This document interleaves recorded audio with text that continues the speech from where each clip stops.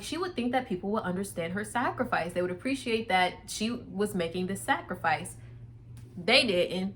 They really didn't discuss surrendering and everything like that, because, you know, the vampires are powerful. They can kick everybody's butts.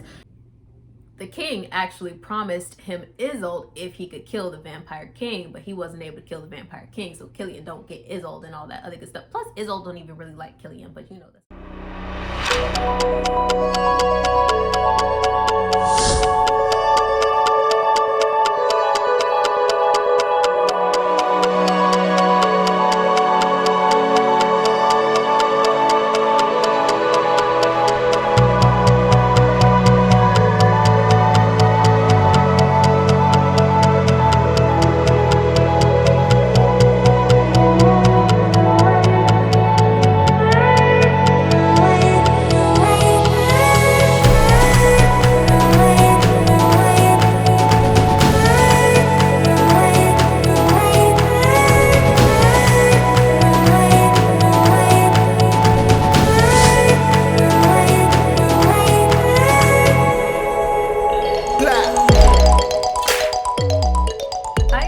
Welcome back to my show, Stories Unbound. I am your host, Aaliyah Zealous, and today I'm going to be reviewing the book, King of Battle and Blood by Scarlett St. Clair. This book is so stunning. I feel like I'm always talking about how stunning covers are, but they really are what attracts readers to the book in the first place. And this cover is so beautiful. It's simple, but beautiful and intricate at the same time. I don't know. I've never read a book by this author before, Scarlett St. Clair. This is my first book that I'm reading. This is my first piece of work that I'm reading of hers, and I enjoyed it thoroughly. I'm not usually a romance novel reader. I don't usually read the genre of romance, but I really liked this book. I really did. What attracted it to me in the first place was the whole fantasy. It was really high fantasy, so when I read the back of what the book was about, vampires, monsters, you know I was there. So I knew that there was romance elements in it, but I didn't know how much romance elements was going to be in it. And boy, okay, I was in for a treat. This is an adult fiction book, so the romance does venture into, it's like really high romance. So the romance does venture into almost erotica. Well, not almost, it ventures into erotica. So if you like fantasy, high fantasy, and you do like romance that are kind of like erotic, has erotic scenes and stuff, you will enjoy this book. It does not skimp on those scenes at all. Scarlett St. Clair, from what I could gather of her, is that she is of the Creek Nation. I believe Muskogee. I really hope I'm saying that. Muskogee heritage. And that may not mean much to you, but for someone who was looking for more authors of color to read in the whole fantasy genre, I was like, yes. I didn't know that when I first picked up the book, but I was really happy to see that when I read about her biography, to see that my money went to a person of color in fantasy, especially since it's been my goal to read more authors, especially fiction authors in fantasy that are of color. So this whole book follows the princess, later on Queen Isolde of Lara, and Adrian, the Blood King of Revoca, the vampire Blood King of Revoca. And between Isolde and her land and Revoca or Adrian and his land, the vampires are everybody's enemy. Basically, all of the 9 houses, or the 9 realms, the 9 houses, I believe. So basically, all of the 9 houses, they are enemies to the vampires, and there are a lot more monsters and stuff inside of this world. But the main I don't want to say monster, but I guess the main monsters that they have in here are the vampires that are their enemies. So all Isolde knows for all of her life is that these vampires are her enemies. So the story opens up with the vampires actually on the outskirts of Lara, her and her father's land. So tension immediately arises from there. We meet Isolde, we meet her father, we meet Killian, who is one of the guards she has a little bit of something with. She had a little bit of a fling with, but she wasn't really feeling him, and he doesn't appreciate that, nor does he get the hints about that. So this was pretty painful for him, to say the least. Isolde meets Adrian in the forest before she knows that it's Adrian, the vampire blood king. But she didn't know it was him. She just had an encounter with him, and that's when kind of the tension starts to build up. Kind of the romantic tension between the both of them starts to build up. But she does not know that he's the king. It isn't until later when her father has told her that Adrian requested a kind of like a meeting with him to discuss surrendering and everything like that, because you know the vampires are powerful, they can kick everybody's butts. So they're discussing a surrender. So she doesn't know that he's king until he arrives inside of the castle in the whole entire courtroom, and she's like, you, and he's like, me. And so she sees him in the middle of the room, and she's like, oh, he's the king. He sees her, and as they're discussing what they're going to do, how they're going to surrender, the king asks what can they do in order for, you know, him not to take over everything and kick their butts and stuff like that. And he says, in exchange for not taking over their land, he will marry Isolde. And everybody's like, what? Why? So apparently, okay, we're going to get further down into like the rest of the story, but he decides to marry Isolde, and he says, for Isolde's hand, I will not, you know, invade Lara. And the king's like, will you take care of her? Blah, blah, blah, blah, blah. He's like, of course, blah, blah, blah, blah, blah.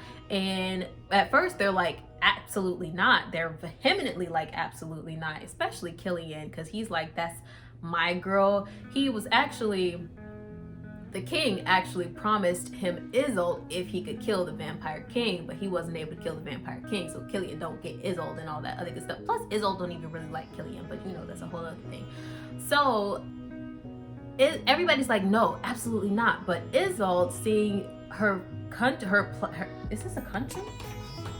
I'm not good at geography. I'm gonna just say land to be safe.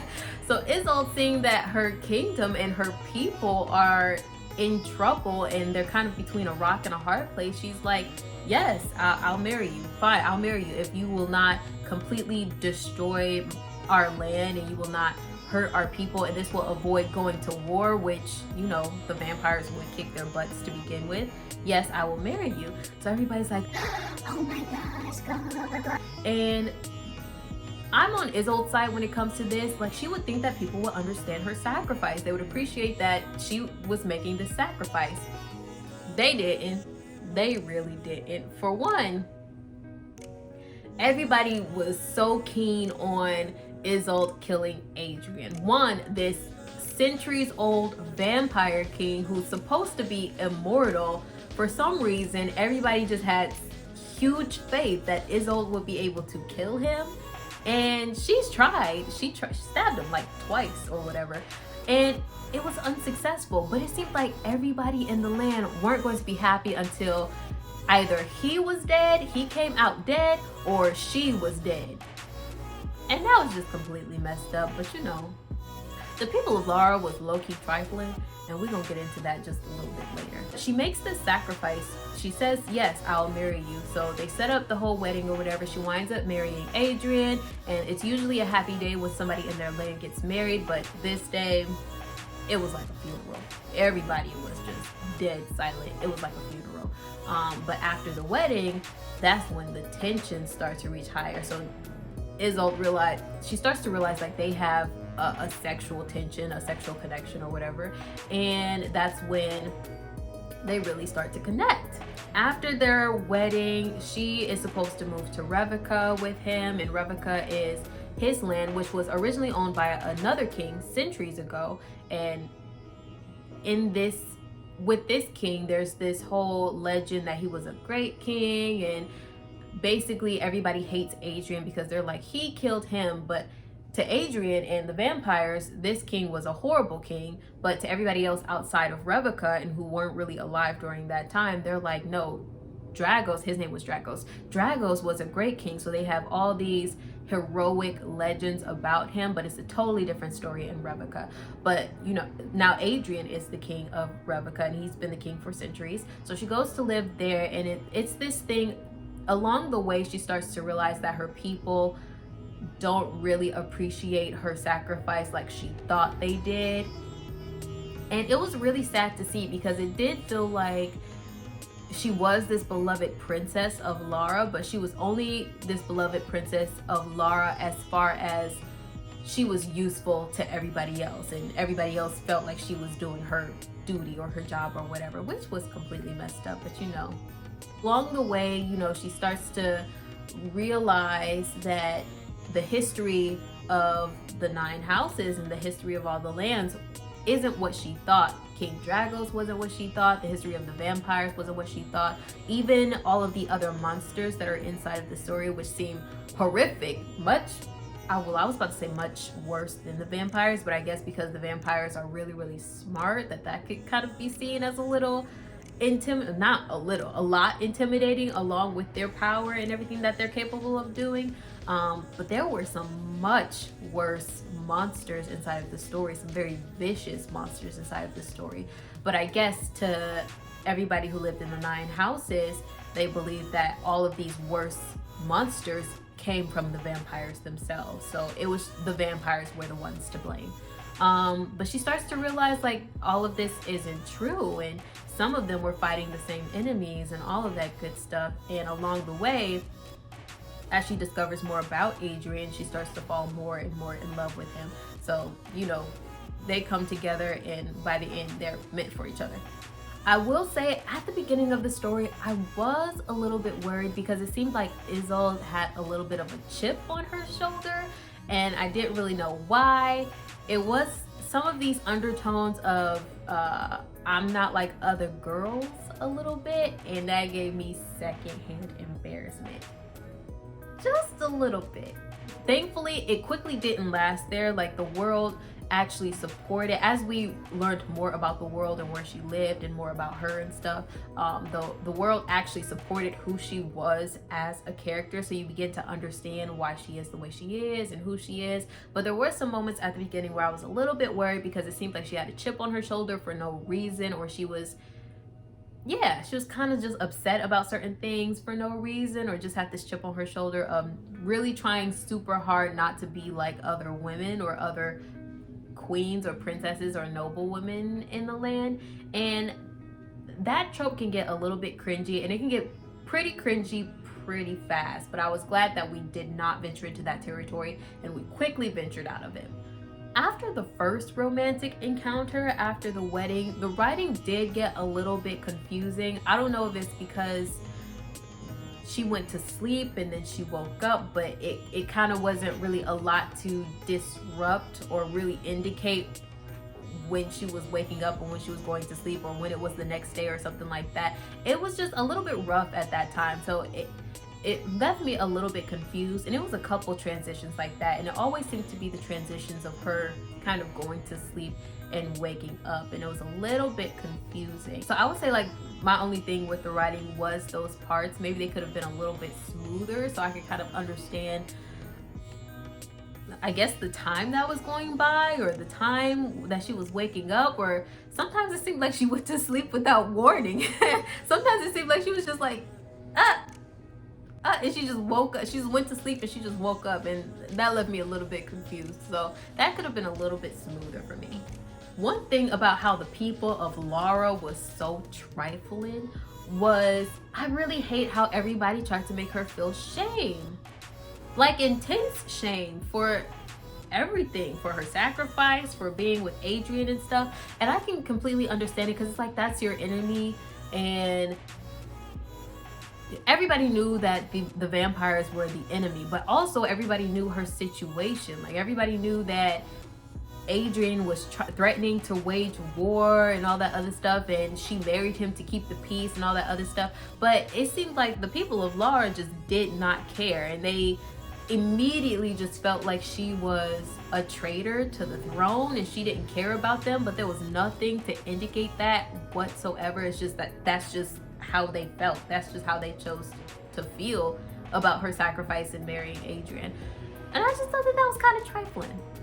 Like, you didn't take any time to understand why she made the sacrifice. You didn't really think she grew up in Lara, so why all of a sudden would she just completely betray her kingdom for something else? You know, that was just weird. But that's not a testament to, that's not anything towards the story. That's just me not liking the people of Lara, along with Izzo not liking the people of Lara, because she ain't like them either once she saw how trifling they was. But you know, people are really like that. Like, so I think that that's also what made the story pretty real, is that people are like that. Like, sometimes they don't understand the extent of your sacrifice, or on the surface they believe your sacrifice wasn't a sacrifice at all. So I actually thought that was pretty real on her. I thought that was pretty real on the story's part. And that's one thing that I really loved about this story. Everybody, every single character in the story, for me at least, they felt real. Their intentions, their motivations, they felt real and like fully developed characters. And I love that. I love when a story actually makes me believe that these characters are real people, and that their actions reflect actions that real people would do in real life. There is no greater pet peeve for me inside of a book when characters come off as fake or forced, or when their motivations for doing something comes off as fake or forced. You know what I mean? I hope you know what I mean. Also, I don't know if it was purposefully done. I kind of feel like it might have been purposefully done. But her ability to control her jealousy when it came to Adrian, even when it came to Adrian not doing anything sexual, she would still get jealous. I ain't like that. And I don't know if it's because I've had personal experiences with people who can kind of have that irrational jealousy for no reason, that I found that annoying. But that's one thing that I found annoying. It just was.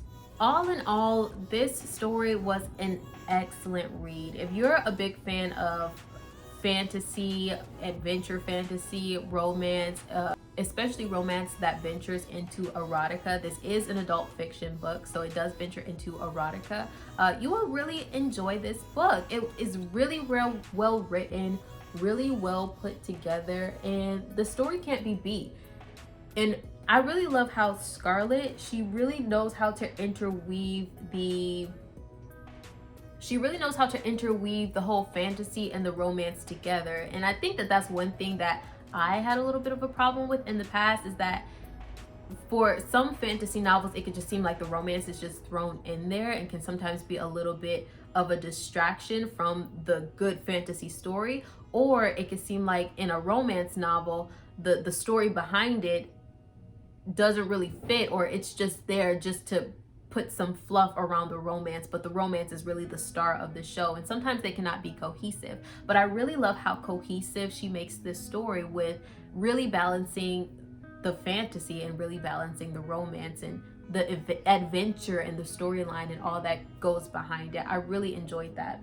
Overall, I give this book, King of Battle and Blood by Scarlett St. Clair, a 5 out of 5.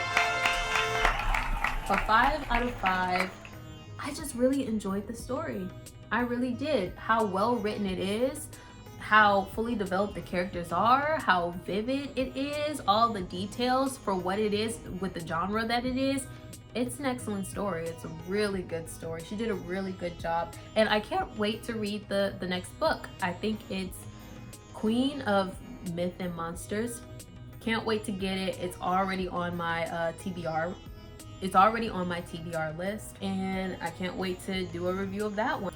Thank you guys so much for joining me. If you enjoyed this video, please give it a thumbs up, leave a comment below, and I'll see you in the next one. Bye.